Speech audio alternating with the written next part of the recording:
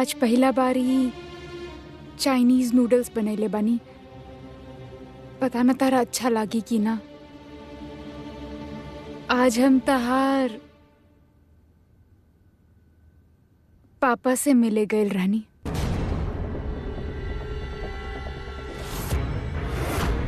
वो हमके बतैलस कि तारा चाइनीज बहुत पसंद बा। हम जानतानी कि तू हमरा से नाराज होगबू काहे कि हम तारा से बिना बतले उनसे मिले गए नहीं, लेकिन हमके उनसे अकेले में कुछ जरूरी बात करे के रहे। इतना सालन से चुप चुप के हमार पापा के साथ रिश्ता रखे में तारा कोनो फर्क ना पड़ल। तई बात छुपावे में तारा इतना बुरा काहे लगा था? वैसे भी बात छुपावल तो तोहार पुराना आदत बाना।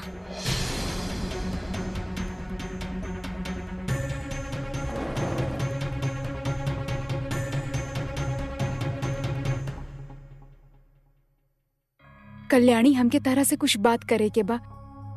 बहुत दिन से इस सच हमके तारा के बताए के रहे, लेकिन हिम्मत ना जुटा पावत रहनी।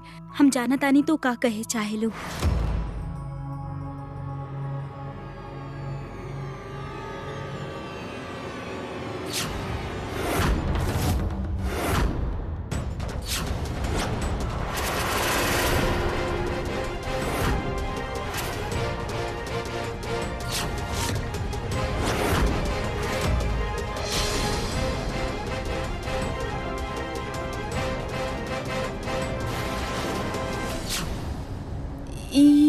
तस्वीर तारा कहाँ से मिलल?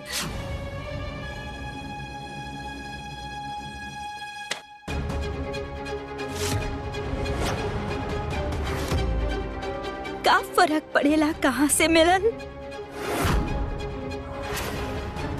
लेकिन तू जे कैलू हमरा ओकरा से फर्क पड़ेला। काहे कि हमार पापा पहले से शादीशुदा रहे, उनकर एक के वाइफ रहे जेकर नाम रहे माधुरी देशमुख। समझ लो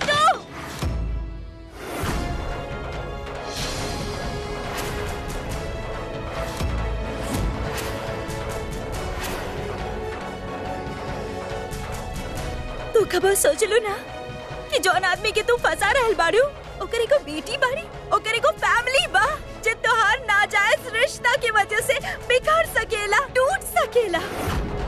कैसन औरत बाड़ू तू जे को दोसर औरत के दर्द भी ना देख पैलू। कल्याणी, हम तारा सफाई देवे की कोशिश मत करा।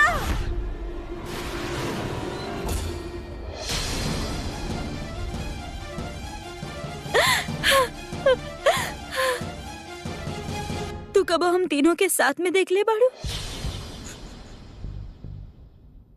जब भी हमनी कोनो हिंदी फिल्म देखत रहनी, पापा के आंख में आंसू होत रहे। हम और माधुरी हंस हंस के पागल हो जात रहनी। और जब कबो मजाक में पापा माधुरी की मोटी बोलत रहे ना, तो हमार माधुरी सारा सारा दिन पापा से बात न करत रही। हमनी तीनों हंसत रहनी, खेलत रहनी, हमनी तीनों खुश रहत रहनी साथ में।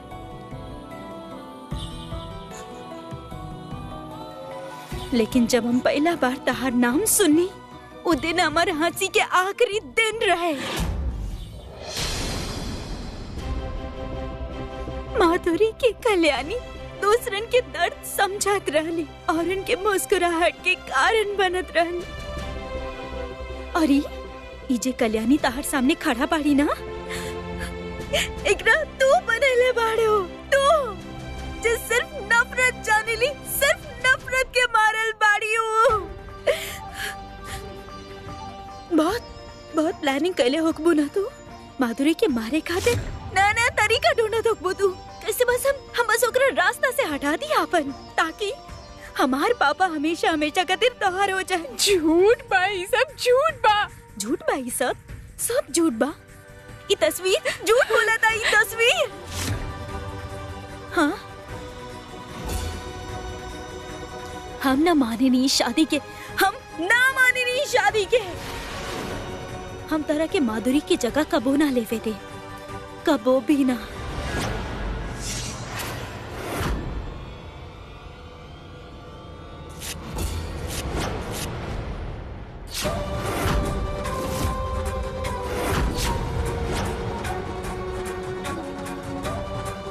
ना कल्याणी,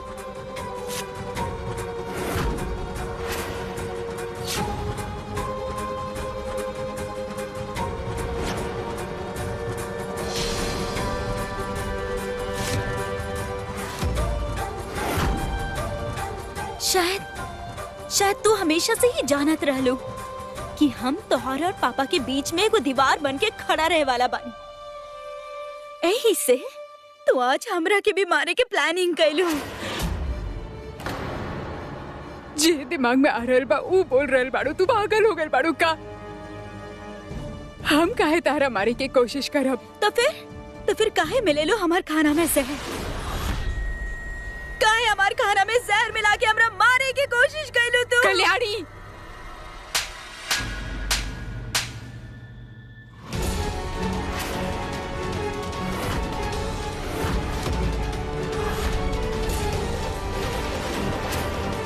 हिम्मत कैसे कैलू हमरा पे इतना घिनौना इल्जाम लगावे के? आज तो तू सारा हद पार कर देलू कल्याणी।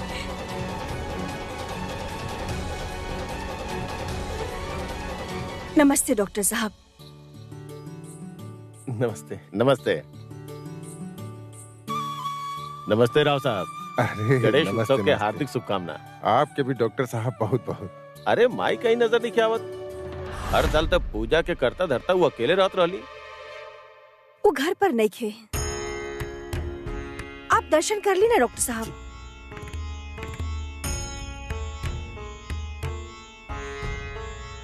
लोगन के सवाल पूछे की आदत जाई ना, लेकिन हमरा के जवाब देवे की आवे की चाहिए। वो तो ठीक बा ही लिया, लेकिन ये अनुप्रिया कब तक हमनी के परेशानी का कारण बनत रही? घर पे रहे तब वो 1 मिनट के शांति ना, और अब घर से दूर भी है तब वो है हाल बा। हम माना तानी तारा साथ बहुत बड़ा अन्याय भइल बा, लेकिन हम पे कौन सा न्याय भइल बा? कहा गलत कहले रहनी जे इतना सारा नफरत मिल रहल बा, और तू लावेलू कहाँ से इतना सारा नफरत? नफरत के बूत हमरा ही खाना से आ रहा है।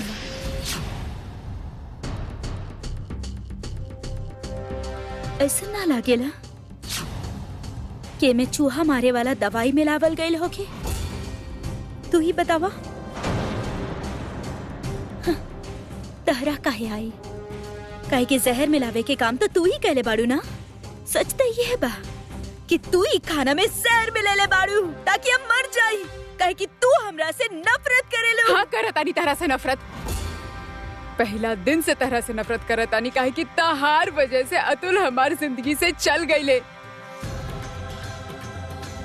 लेकिन फिर भी हम तहार जिम्मेदारी उठाई नहीं, और तू हमरा पे इतना घिनौना इल्जाम लगा रहल बाड़ू। प्लीज हाँ, ई महान बने के ड्रामा ना तू मत करा। ई जिम्मेदारी उठावल सिर्फ तोहारे को दिखावा बा, दिखावा। सच्ची ये बा कि तू हमरा मार देवे चाहेलू, हमरा रास्ता से हटावे चाहेलू ताकि तू और पापा दोबारा मिल सकू, है ना? बस करा कल्याणी, बस करा। तार लगावल गए इल्जाम के बर्दाश्त करे के ताकत खत्म हो गई बा हमरा में। अभी तो तहरा और बहुत शक्ति लावे के बा अनुप्रिया। तोहार घर वालन के तहार हरकतन के बारे में बतावल बाकी बा। आखिर उनका भी तहार असली चेहरा पता चली। आवा हमरा साथे, चला हमरा साथे। अरे भाई चला कल्याणी, ई देखा, ई कोनो सॉस नहीं खे, रैट पॉइजन बा, चूहा मारे वाला दवा बाई। ई हमार खाना में मिला के तू हमरा मारे चाहेलू ना? ना कल्याणी, तू गलत समझ रहल बाड़ू। तारा मारे के तुम सोच भी ना सकेनी। ई सफाई ना अपन घर वालन खातिर बचा के रखा, काहे कि अब हम चुप ना बैठे वाला बानी। माधुरी के छीन के हमनी सबसे अलग करिए देलू तू। अब हमरा के मार के तू पापा के हमेशा खातिर हासिल करे चाहलू ना? लेकिन हम ऐसा ना होके ना दे, बिल्कुल ना होके दे। चला तहार घर वाला के तहार सच्चाई बतावे के बा। चला हमरा साथ। कल्याणी, कल्याणी छोड़ा हमके। कल्याणी, कल्याणी रुक जा। देख हम तारा से वापस करल बनी, तारा गलत फहमी भइल बा। हम तो सपना में भी तेरा चोट पहुंचाई के कोशिश न कर सके नी। तो तू ना माने वाला बाड़ू, ना चलबो हमरा साथे? कोनो बात ना, हम ही तो हर घर वालन के यहाँ लेके आवतानी। आज तो तहरा सजा मिलकर ही रही।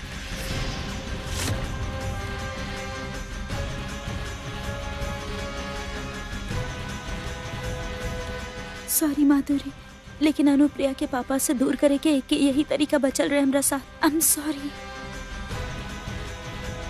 रुक जा कल्याणी,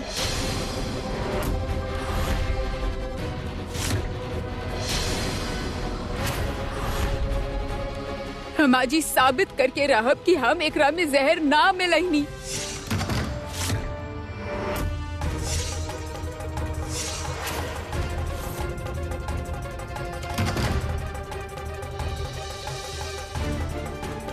अनुप्रिया!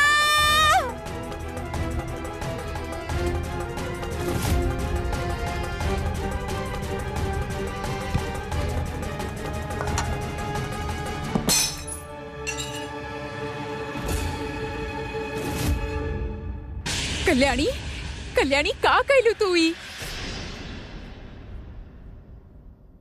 अनुप्रिया, अनुप्रिया, ई का कहलू तू?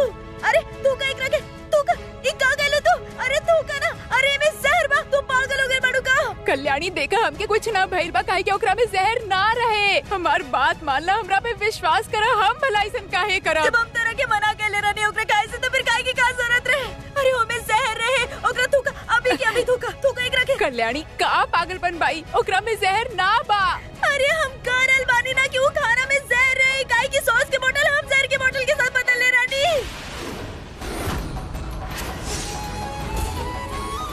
हाँ, हम ही कहले रहनी ये सब। तेरा विश्वास ना भइला? रुका, रुका। ये देखा, ये स्टिकर से भी बदल ले रहनी।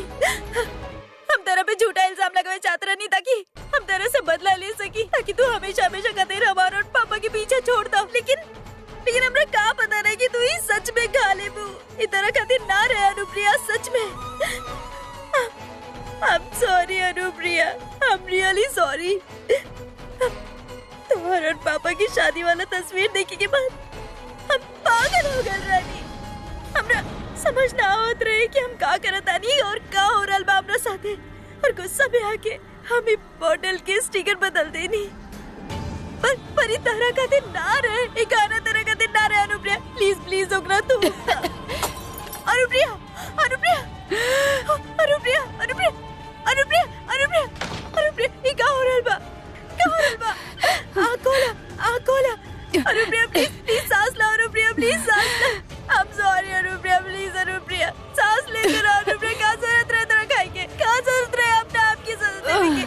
हाँ मम्मा धर्मा की कॉल करता नहीं। अनुप्रिया, अनुप्रिया, अनुप्रिया प्लीज आँख खोला अनुप्रिया, प्लीज अनुप्रिया, कुछ ना वही तरह के।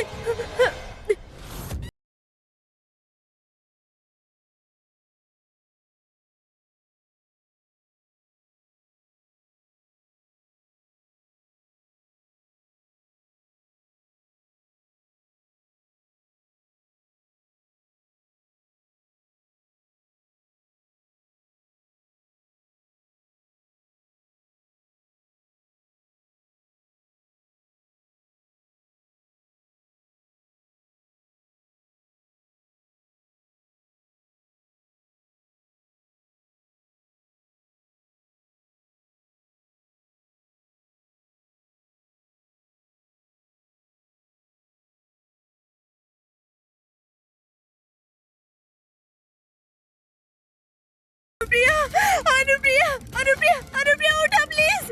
अनुप्रिया हमारी बात सुना। अनुप्रिया कुछ ना हो तरह के, प्लीज अनुप्रिया, अनुप्रिया।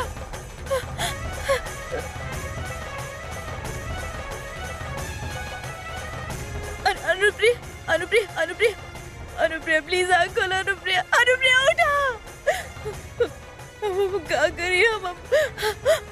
हम बाहर से क्यों की बुला के लावत नहीं? Anupriya Cuba, please Cuba, help Cuba, क्यों सुनता? हेल्प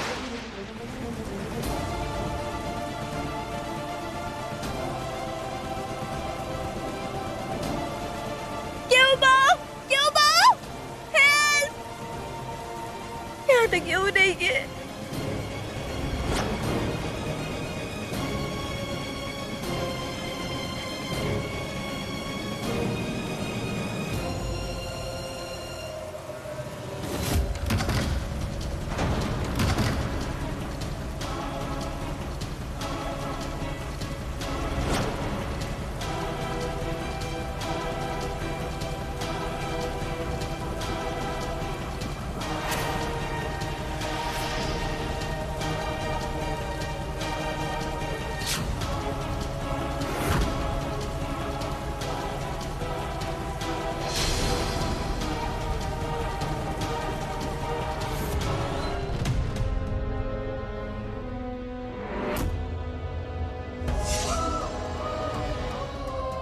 ये का हो गए? ये का हो? ना ना ना, कुछ ना हो तरह के, तरह कुछ ना हो। मैं प्लीज आँख खोलने की कोशिश करो ना अनुप्रिया, प्लीज। I'm sorry। हमको बुरा चाहत रहने की तो हर साथ ही सब हो गए। हमें वो गुफ हो गए रहने। पता ना हमरा का सोचत रहे हमरा के। लेकिन हम तरह से कुछ ना हो के थे। हाँ खोला प्लीज।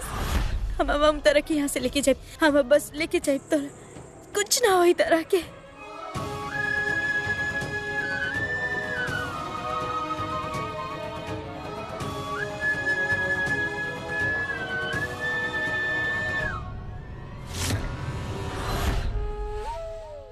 पप्पा प्लीज एक कुछ मत होए दिया, प्लीज।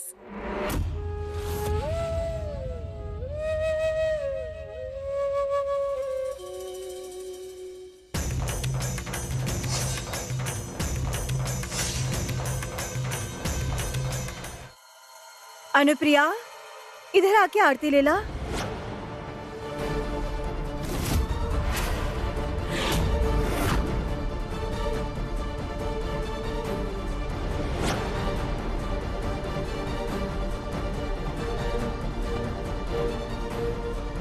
हे गणपति बप्पा, कल्याणी की वजह से आज हमार अनुप्रिया हमारा साथ नहीं खे, लेकिन वो जहाँ भी होगी ओकरा पर आपन आशीर्वाद बनेले रखिया।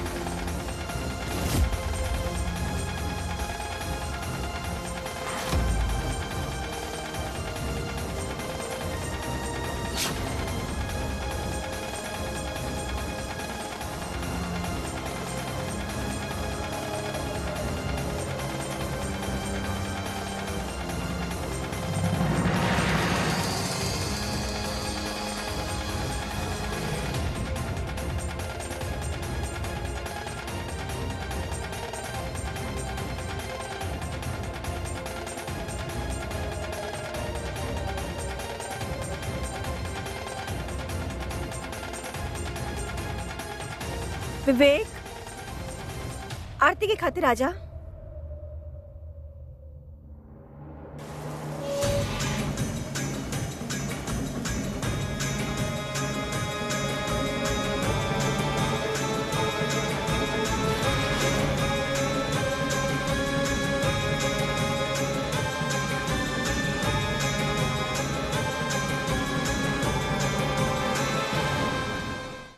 पप्पा प्लीज इनका कुछ मत होके दिया, प्लीज।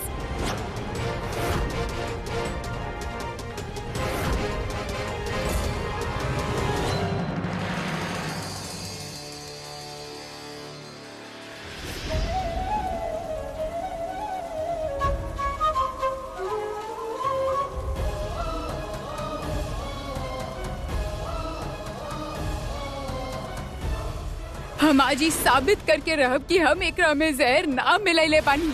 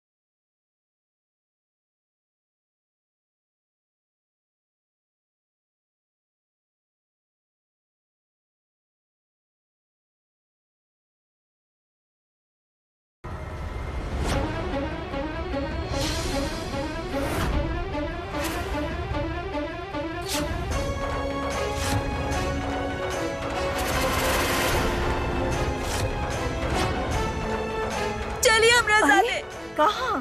बड़ी माँ प्लीज चली हमरा साथे, प्लीज चली ना। अरे ये का कर रहल बाड़ू? बड़ी माँ प्लीज अरे प्लीज छोड़ा हमके। चली अरे प्लीज। छोड़ा, अरे छोड़ा, ये कहाँ ले जा रहल बाड़ी?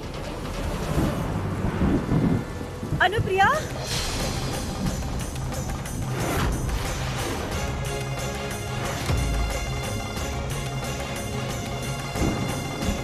ये का हो गए? ये देखा का भइल? हे भगवान!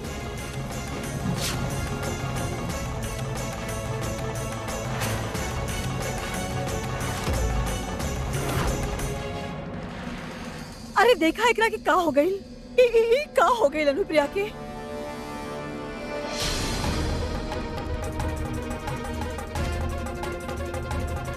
माई माई माई उठा उठा ना माई, माई उठा ना माई। माई विवेक डॉक्टर के लेके आओ यहाँ जल्दी से। कल्याणी का भाई माई की अच्छा खासा रही।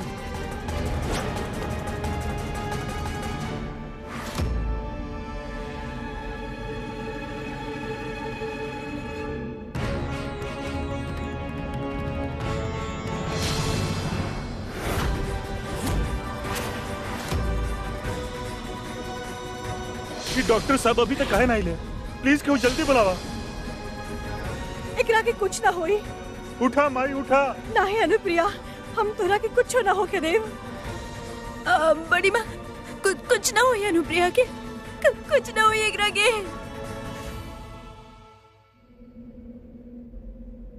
कल्याणी तू अनुप्रिया के शरीर से जहर निकाल के बहुत अच्छा कैलू। लेकिन अनुप्रिया जहर कैसे खा लेनी?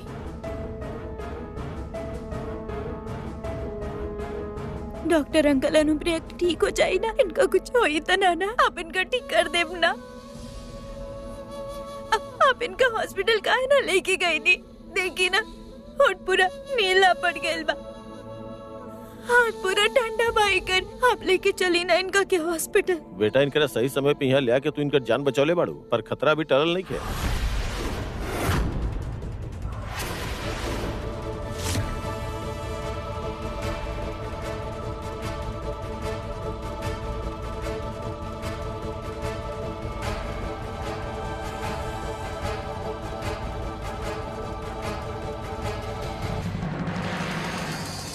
ये सब कैसे भइल? माई जहर कैसे खा ले कल्याणी?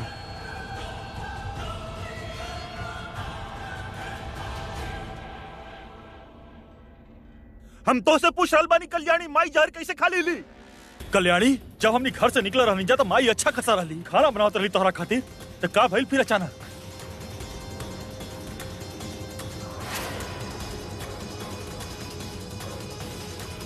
कुछ तो बोला कल्याणी।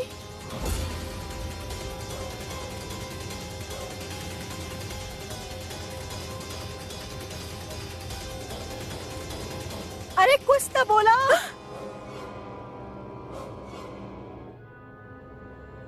ये का बोली बड़की माई? घर से निकाले जाए के बेइज्जती बेचारी माई बर्दाश्त नहीं केले हुई ना, ये है खातिर आत्महत्या करे की कोशिश कर ले हुई।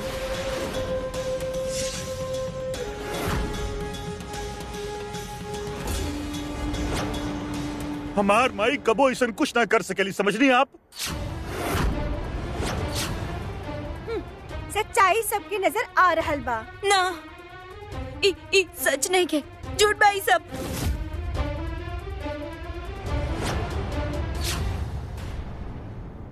इनकरा तुरंत खून चढ़ावे के पड़ी, पहले ही बहुत खून बह चुकल बा, वरना इनकर जान के खतरा हो सकेला।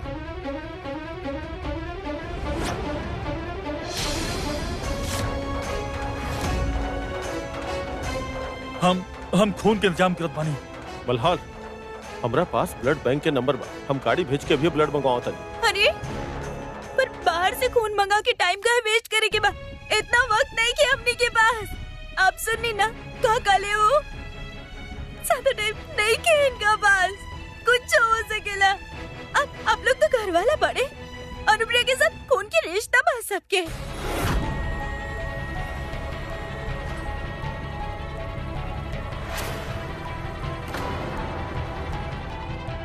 आप में से क्यों खून गाय ना दे सकेला इनका के?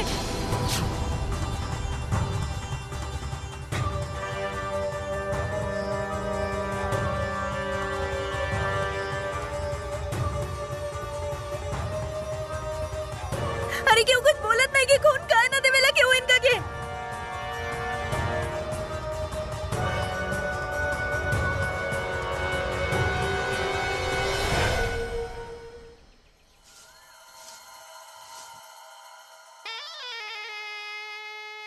ये सब देख के कमजोर मत पड़ी हम बड़की माई।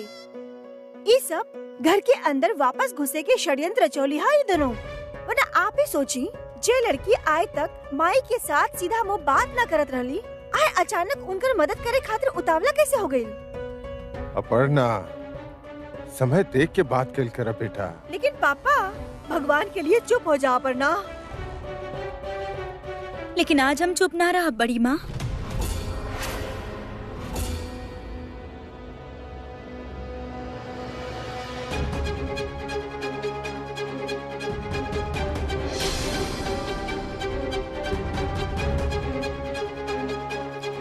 आज आपके हमारे सवालन के जवाब देवे के ही पड़ी।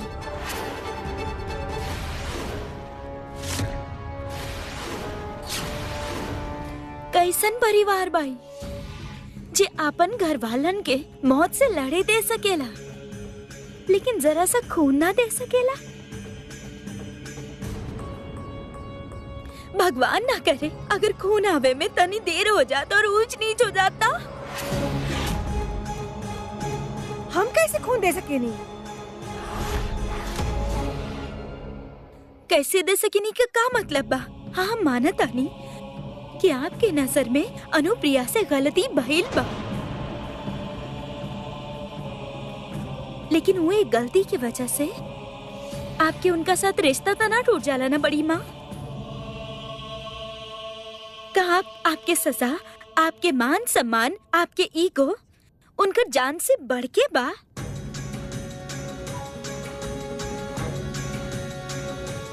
और दादाजी, आप बड़ा उसूल के बात करत रहनी ना। कल का हो गए रहे आपके उसूलन के? बोली।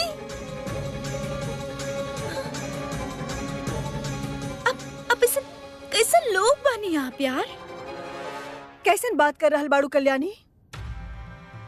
तोहरा के का लगता अनुप्रिया के खून देवे की अगर संभव होता तो ऐसा करे से काम एक पल भी कतराई थी? ठीक बा, मन्नी कि आप खून ना दे सकत रहनी, लेकिन दादाजी आप तो खून दे सकत रहनी ना। अरे हम अनुप्रिया के खून कैसे दे सकता? काहे ना दे सकत रहनी? अरे माँ बाप बानी आप उनकर।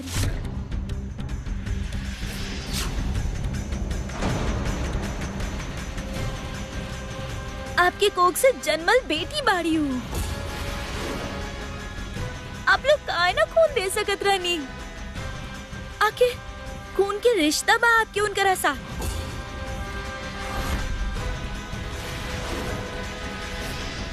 फिर भी आप खून देवे से इनकार करत आनी? तो कैसन बात कर रहल बाड़ू? तोहरा के कोनो गलतफहमी भइला का? अनुप्रिया हमार बेटी नहीं खे। अनुप्रिया हमार बहू बिया। अनुप्रिया हमार बहू बिया। अनुप्रिया हमार बहू बिया। अनुप्रिया हमार बहू बिया।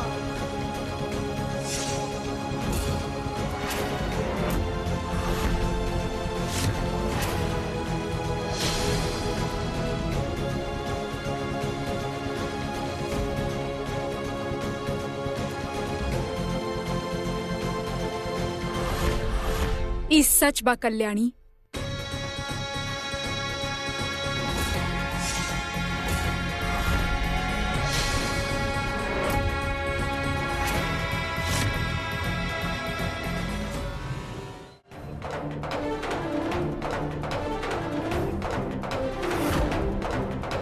माई,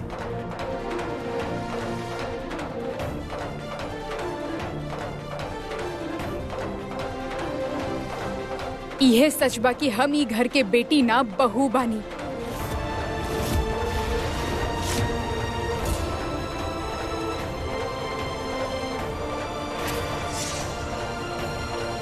और यह बात हम तहरा बतावे चाहत रहनी। बड़ी माँ और अप्पा के बेटा बाड़े अतुल।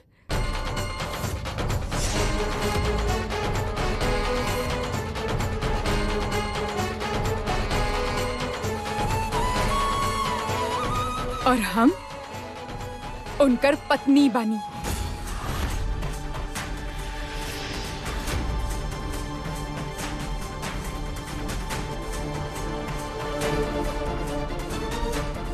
कहा?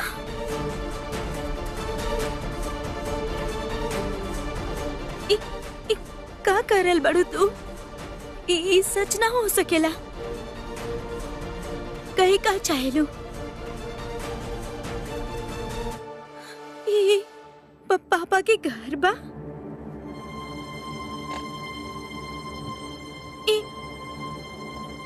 ई पापा के फैमिली मेंबर्स बाड़े?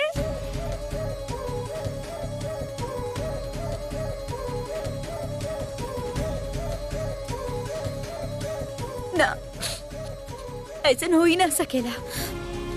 हमारे पापा की कोनो फैमिली ना रहे। पापा की फैमिली सिर्फ हम और माधुरी रहली।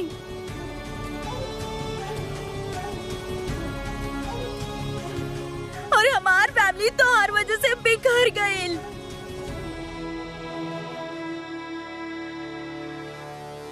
की जानत भी कि पापा पहले से शादीशुदा रहे, तू उनका अपन प्यार में फंसैलू।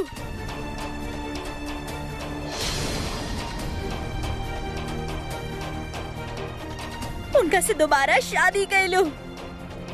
लेकिन एगो शादीशुदा आदमी के साथ दोबारा शादी तो ना कहल जाला ना। तो सच तो यह बा कि तू पापा के रखेल रहलू।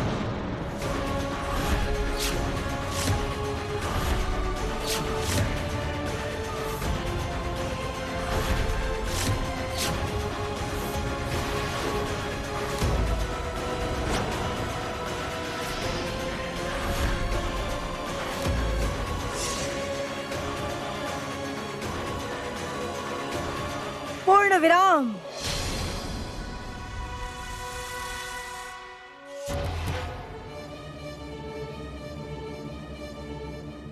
हिम्मत कैसे भइल तोहार हमार बहू पर घिनौना आरोप लगावे के? रखायल अनुप्रिया नहीं, तोहार माँ रहे।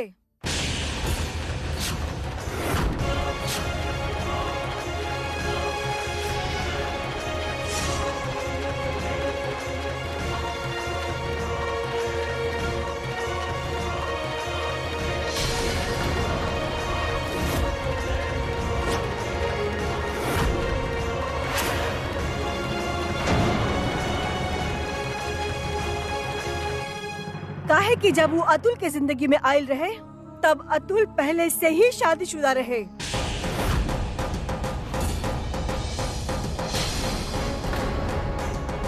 अनुप्रिया के पति होवे के बावजूद अतुल के बहकावे वाली औरत तोहार माई रहे। एक शादीशुदा आदमी से दोबारा शादी करे वाली औरत तोहार माई रहे।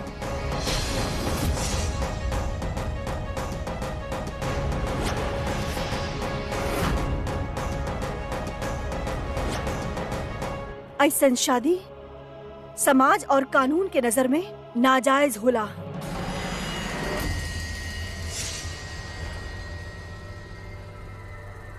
अनुप्रिया के घर बर्बाद करे वाला और अतुल के दोसर पत्नी तोहार माई रहे।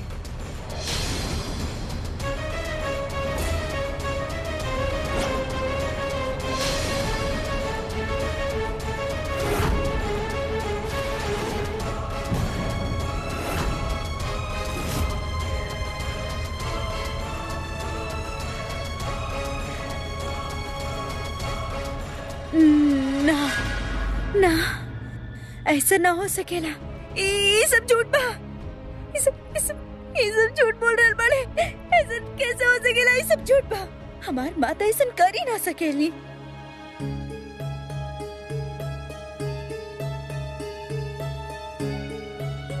यह सच बा।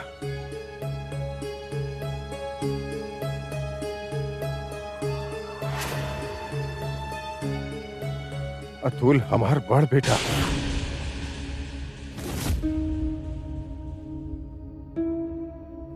तो हमार पोती बाड़ू।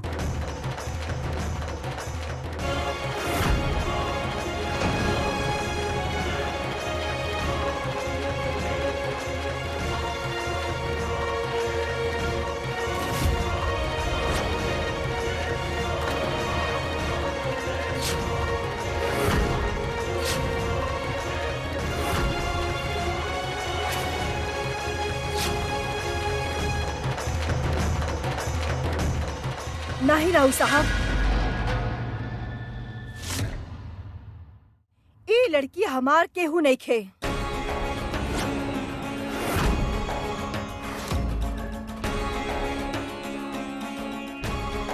अतुल के साथ बहुत साल पहले रिश्ता तोड़ देले रहनी।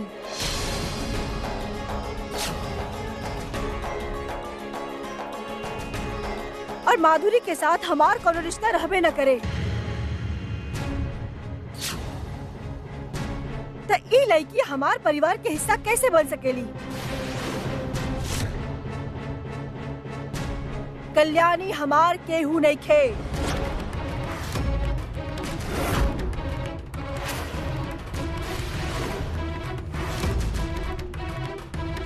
शांत हो जा हिल्या। आपन ही बच्चा खातिर तू इतना कठोर कैसे हो सकेली? आपन वंश से तू ई तरह मुंह नहीं मोड़ सकत। कल्याणी हमनी के खून हिया।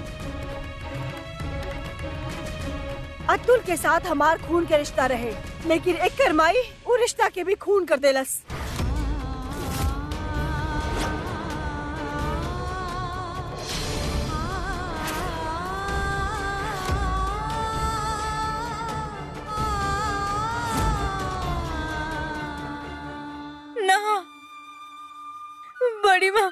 बड़ी माँ कदी कदी सब झूठ बा। आप झूठ बोला तानी बड़ी माँ। प्लीज बड़ी माँ, माधुरी बुरा ना रही। और पापा तो ऐसा कबू कर ही ना सकेले। हमरो के यही लागत रहे, लेकिन हमार भरोसा के अतुल पैरों तले रौंद कर ई घर से चल गई।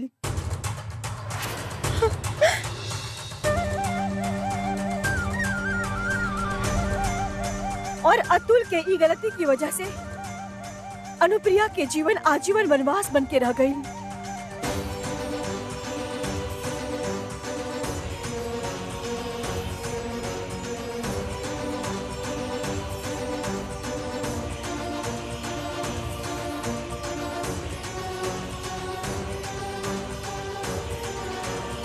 कितना प्यार से अनुप्रिया के बहू बना के लेके आयल रहनी ई घर में।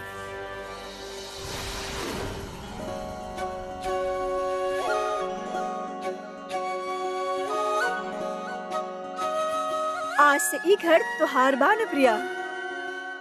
तुहार शुभ कदम से हमारी घर पवित्र कर दा। आवा।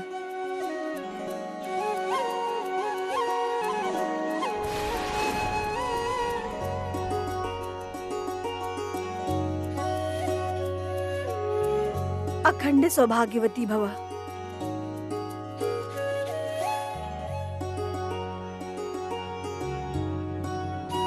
आशीर्वाद दी राव साहब।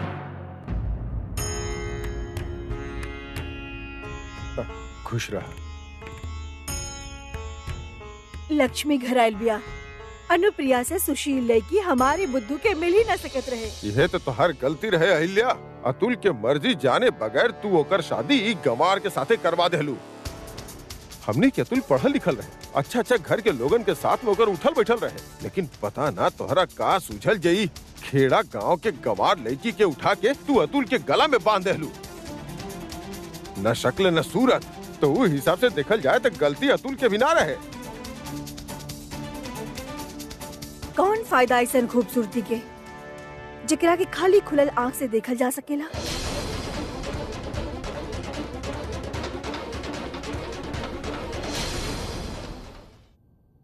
अनुप्रिया के खूबसूरती त एकर चरित्र बा। आँख खुलल होखे या बंद, एकर मासूमियत, एकर सादगी हमार साथ कबो न छोड़लस। जे भी 5 साल ही अतुल के साथ गुजारलस, एगो बहू के रूप में, पत्नी के रूप में, कबो हमरा के शिकायत के मौका न देनी। हमरा एकरा से कोनो शिकायत नहीं खे। शिकायत तो हमरा माधुरी से रहे, खोट तो ओकर चरित्र में रहे। अतुल शादीशुदा रहे, फिर भी वो अपन खूबसूरती से ओकरा के भकैलस। माधुरी के चांद जैसन खूबसूरत सा चेहरा हमार घर के खुशियन पर ग्रहण बनकर लग गई। प्लीज ऐसा मत कही, हमार माधुरी बुरा ना रहली। गलती खाली माधुरी के कहाँ रहे बड़की माई? गलती तो माई के भी रहे ना। अगर ये अपन पति को खुश न रख पौनी तो केकरो और के दोष देवे की का फायदा?